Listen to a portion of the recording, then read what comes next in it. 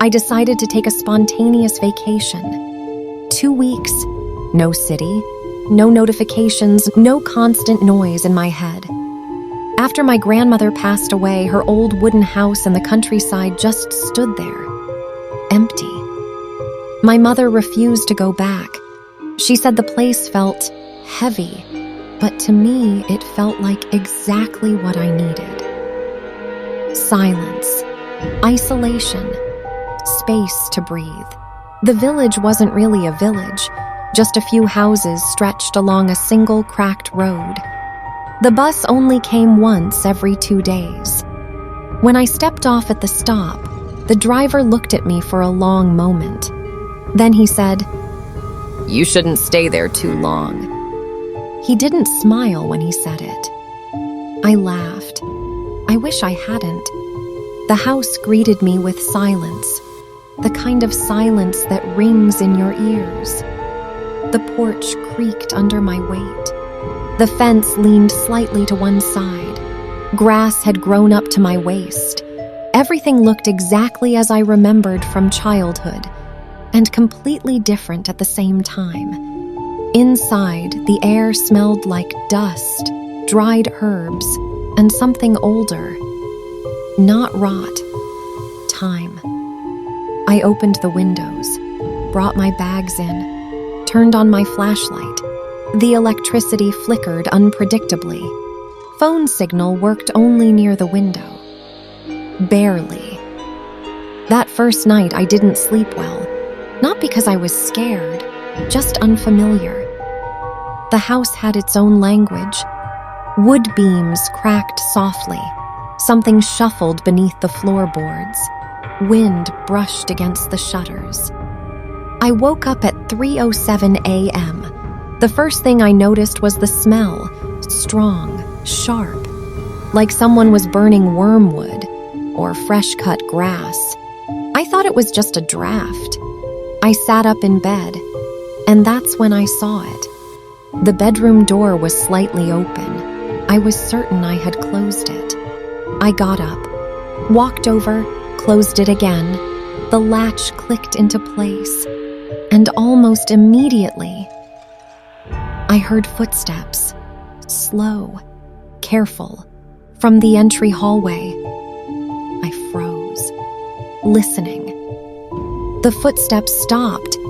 A minute passed, then another, and then a knock. Not on the door, on the wall 3 times. Soft, deliberate. I didn't sleep for the rest of the night. Morning made everything look harmless again. No smell, no signs of anyone inside. I convinced myself it was stress, exhaustion, grief. But later that evening, while cleaning out my grandmother's old wardrobe, I found a notebook. No cover, pages worn thin. The first page read in uneven handwriting, "If you're reading this, it means I didn't leave in time." My hands went cold, because below that were dates, carefully written, and the last one was 3 days before she died. I reread that line over and over, as if hoping it would change. If you're reading this, it means I didn't manage to leave. Grandma never spoke in riddles. She was a simple, straightforward woman, and that's exactly why the sentence terrified me. The notebook was filled with entries, short, fragmented, sometimes only a few lines a day. Her handwriting grew more uneven with each page, as if, toward the end, it had become hard for her to hold the pen. He came again at night, stood under the window, didn't come inside. The dogs howled until morning, not a single one in sight. I need to leave, but he blocks the road, won't let me. I caught myself reading too fast, almost desperately, as if I wanted to reach the end quickly and convince myself that all of this was just the ramblings of an old woman. The last entry was the shortest. Tonight he knocked. I answered. I closed the notebook. The house became too quiet. Even the usual creaking of the old boards stopped. I stepped outside just to make sure. There was something alive around me. The sun was sinking low. The forest stood perfectly still, as if waiting. The neighboring house looked inhabited. Smoke rose from the chimney. I gathered my courage and walked there. A woman in her 60s opened the door. She stared at me for a long moment without saying a word. "You're Maria's granddaughter?" she finally asked. I nodded. She sighed and said quietly, almost in a whisper, "You shouldn't have come. She tried so hard to make sure no one would ever return there." "What do you mean?" I asked. The woman glanced over her shoulder as if afraid someone might be listening. "If you hear knocking at night, don't answer, under no circumstances." She closed the door without saying goodbye. That night I went to bed with the lights on. My phone was dead. I had left the power bank in the car. Around 2 a.m, I woke up to the smell of herbs, but this time it was stronger. Then I heard footsteps, not in the hallway, in the room.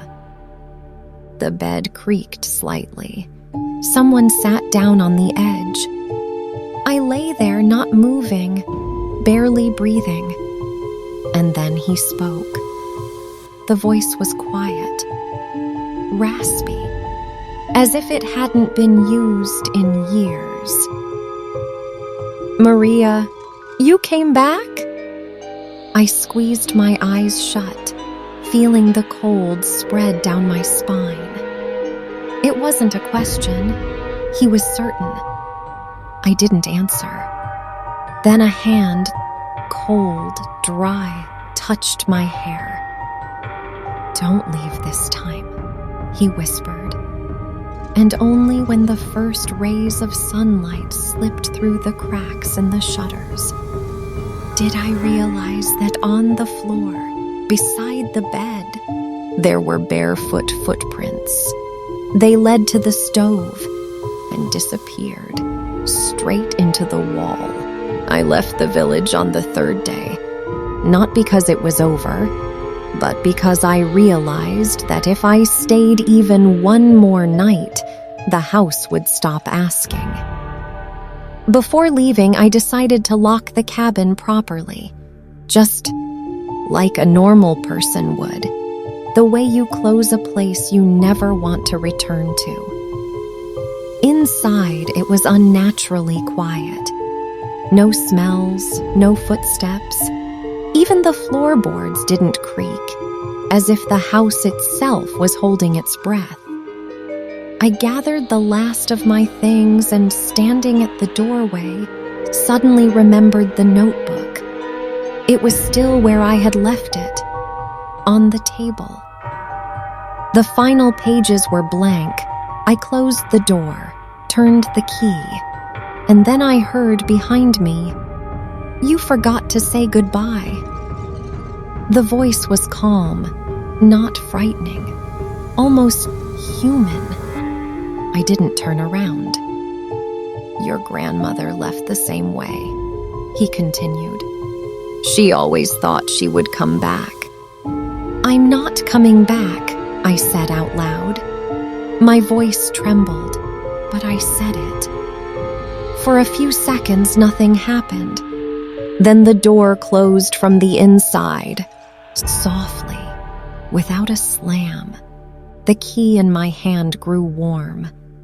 Too warm, I threw it into the grass and walked away without looking back. In the city, the cabin haunted my dreams. Always the same. I'm standing at the doorway.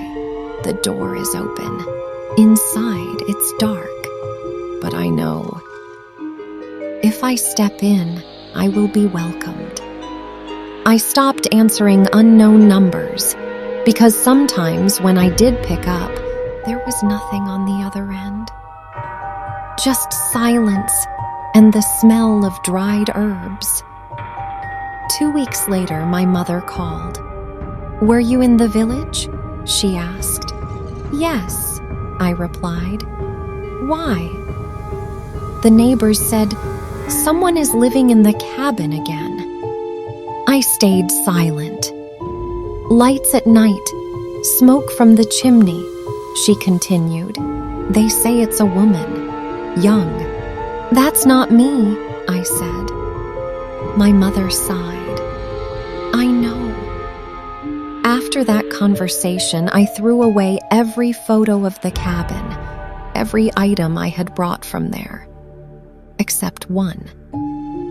In the pocket of my jacket, I found a folded sheet of paper. Thin, yellowed.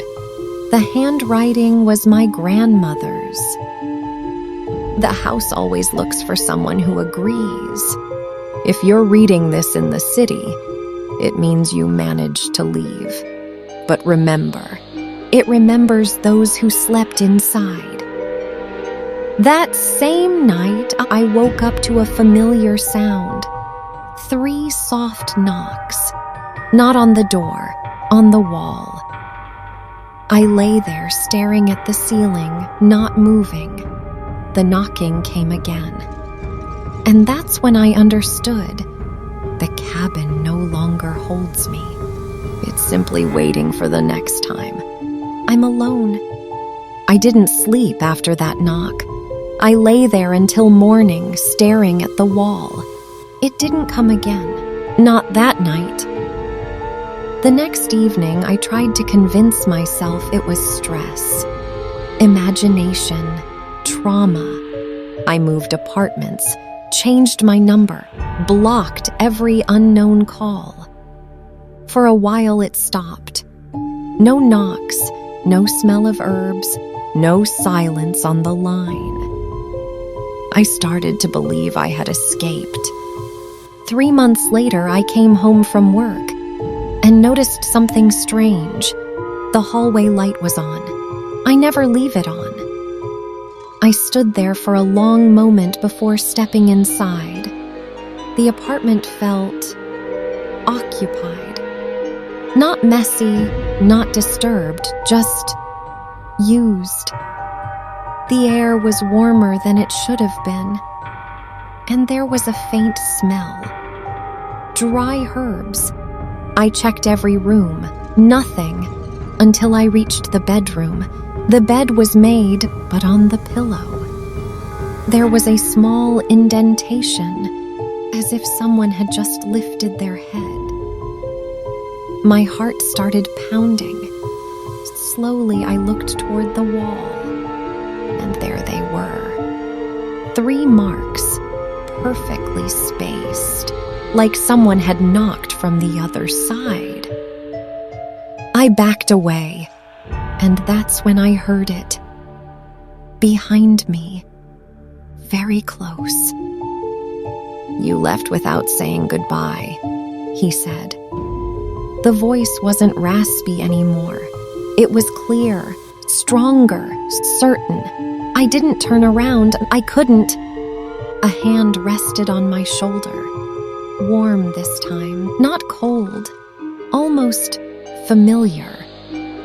"Don't worry," he whispered. "You won't have to come back." The lights went out. The neighbors later told the police. They saw smoke coming from my apartment that night. But there was no fire damage, no forced entry, no signs of struggle.